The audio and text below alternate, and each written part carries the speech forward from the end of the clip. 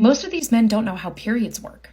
Have always been told that like blood from the vagina is a gross thing not to be seen. And then they're supposed to be the person holding the hand through birth and labor.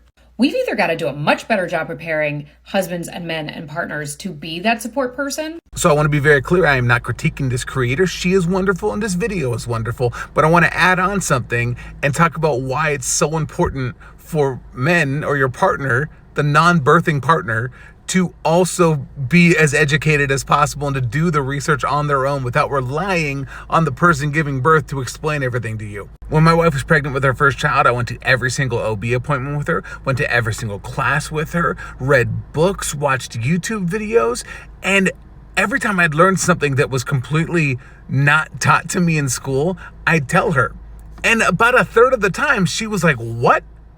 What did you read?" There's so much about birth that not only are men kept in the dark about, but women are not told about. One thing I would recommend to every single partner who has never experienced a birth before is to watch videos of live births. Right? I'm gonna be blunt.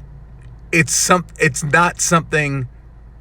It was never taught to me. That's how it looked. And look, it's beautiful, right? I was so overwhelmed by how beautiful it was that I sobbed at the birth of all three of my children. But it's a lot, right? There's beeping and there's wires and there's tubes and there's doctors and there's nurses and fluid and blood and yelling and crying. And the baby does not look like how babies look on TV when they're born. And afterward, your partner is at probably the most physically exhausted you have ever seen them. And you can't be in shock at that point. That's where you need to step up and be there for them. And you can only do that if you've prepared effectively.